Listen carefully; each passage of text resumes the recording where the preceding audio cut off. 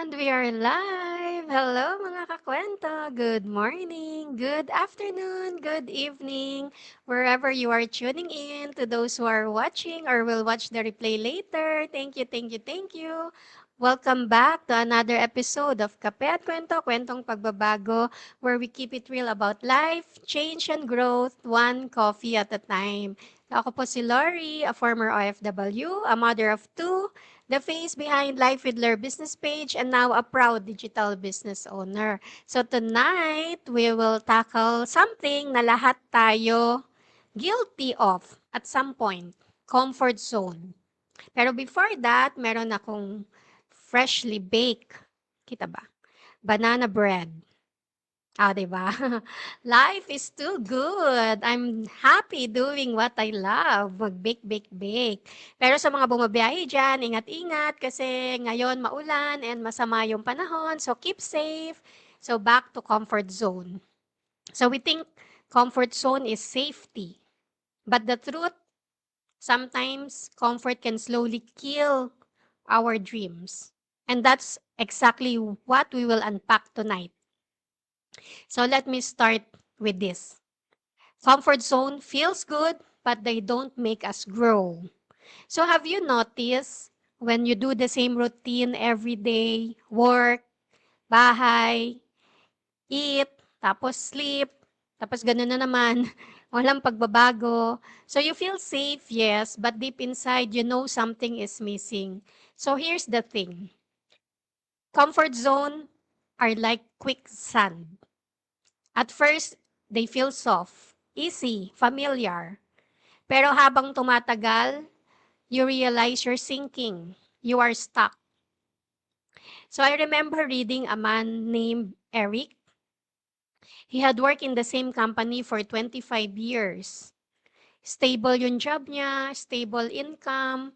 But every time he looked back at his life, ang tanong niya palagi was, what if I tried? What if I dream bigger? He stayed comfortable, and in the process, his dreams slowly died. So maybe some of you watching feel the same. You feel stuck in your job, you want to resign because of mental stress or physical stress, but your fear of starting again ang iniisip mo, and you think you don't have any other options but to stick to that tiring job, but leading you shrinking. Nauubos ka sa pagod, but you are not growing. Parang hanggang dyan ka na lang. Or maybe you've always wanted to start a business, or to travel, or spend more time with your kids. Pero lagi mong sinasabi, next time na lang, when things are easier. But guess what? The next time, rarely comes. So comfort feels safe, but it robs us of extraordinary. So stepping out doesn't always mean big leaps.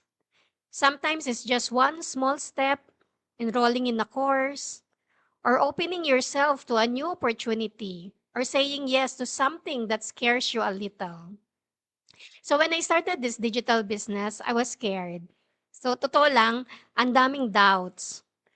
What if I fail?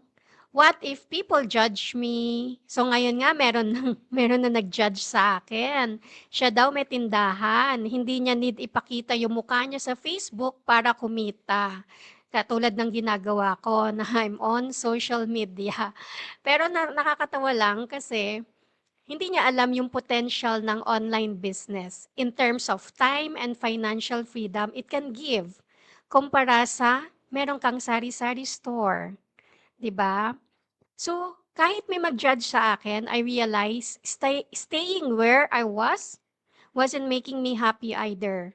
So I chose to take one step out of my comfort zone. That's why I'm here showing my face in social media, because through social media, we can reach globally to help people like moms, OFWs, or people who want to achieve time and financial freedom in the future. So you know what? That one step changed everything. So growth doesn't happen in the safe zone. Dreams don't flourish where it's easy. Fulfillment comes when we dare to be brave. So tonight, I want to remind you, don't let easy rob you of extraordinary. Because even small steps can change your whole life. So ask yourself before you sleep mamaya, am I living in comfort or am I choosing growth?